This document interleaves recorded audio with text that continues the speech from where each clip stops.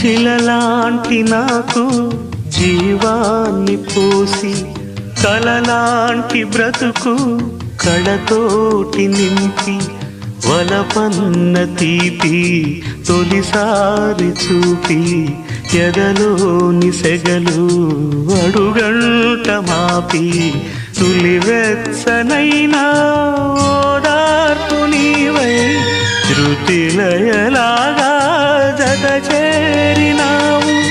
నువ్వులేని నన్ను హింసలేను, నా వేదనంతా నివేదించలేను. అమరం అఖిలం మన ప్రేమ